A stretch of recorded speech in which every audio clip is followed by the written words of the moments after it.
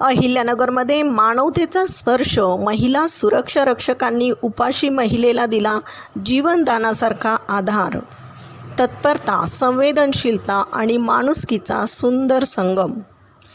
अहिल्यानगरमधून हृदयस्पर्शी घटना समोर आली आहे, जिथे महिला सुरक्षा रक्षकांनी माणुसकीचं उत्तम उदाहरण घालून दिले. तारकपूर बस स्थानक परिसरात गस्त घालत असताना एक महिला अत्यंत अशक्त अवस्थेत आढळून आली. चौकशी केल्यावर तिचं नाव विजया जाधव असल्याचं समजलं. ती मागील रात्रीपासून उपाशी होती आणि अशक्तपणामुळे तिला चक्कर येत होती. ही गंभीर परिस्थिती ओळखत महिला सुरक्षा रक्षकांनी तात्काळ पुढाकार घेत तिच्यासाठी अन्नाची व्यवस्था केली. त्यानंतर स्नेहालय संस्थेशी संपर्क साधण्यात आला. संस्थेच्या टीमने घटनास्थळी पोहोचून त्या महिलेला पुढील उपचार आणि काळजीसाठी ताब्यात घेतले. या संपूर्ण घटनेत प्रियांका जाधव, रुपाली आगरकर आणि त्यांच्या सहकाऱ्यांनी दाखवलेली संवेदनशीलता आणि तत्परता खरोखरच प्रेरणादायी आहे.